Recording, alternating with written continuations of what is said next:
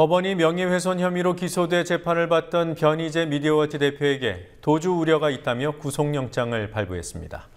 선고 공판에 2번이나 출석하지 않았기 때문입니다.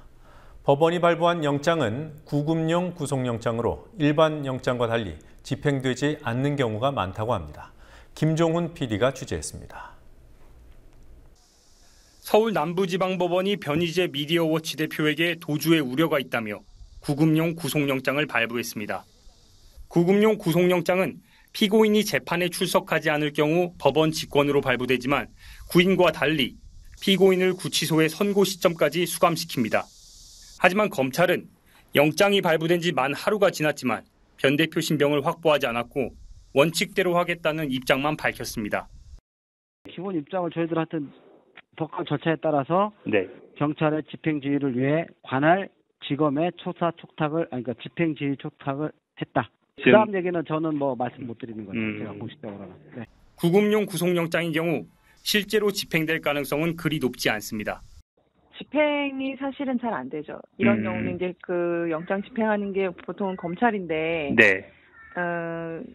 법원이 영장을 발부한다고 해서 집행이 잘 되지는 않아요. 어찌됐건, 그러니까 그 법원이 발부한 영장을 검찰이나 경찰이 들고 찾아가서까지 체포해서 와서 재판을 하고 그러진 않거든요. 법원이 어쨌든 영장을 발부해서라도 재판을 하겠다라는 의지가 있는 거죠. 구속영장까지 발부된 변희재 대표 관련 재판은 명예훼손 사건입니다.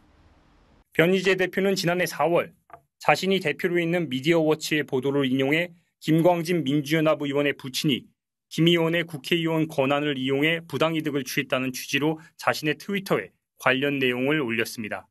김광진 의원 측은 곧바로 변 대표와 미디어워치 성모 기자를 명예훼손 혐의로 고소했습니다.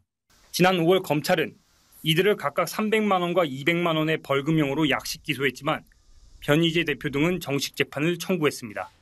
하지만 지난달 17일 선고일에 성 기자만 출석하고 변 대표는 불출석했습니다. 다시 선고일로 정한 어제도 변 대표는 법정에 나타나지 않았습니다. 변희재 대표의 입장을 들어보기 위해 통화를 시도했지만 답을 듣지 못했습니다. 제가 좀 여러 회의 중이어서.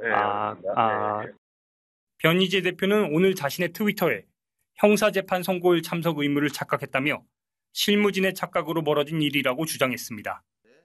김광진 의원 측은 핑계에 불과하다고 평가했습니다. 그 재판은 혼자 나가는 게 아니라 그 같은 사건으로 연루됐던 그 당시 미디어워치 기자하고 같이 재판을 나가는 거였거든요.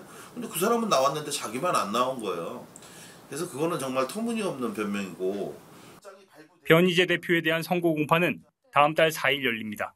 국민TV 뉴스 김종훈입니다.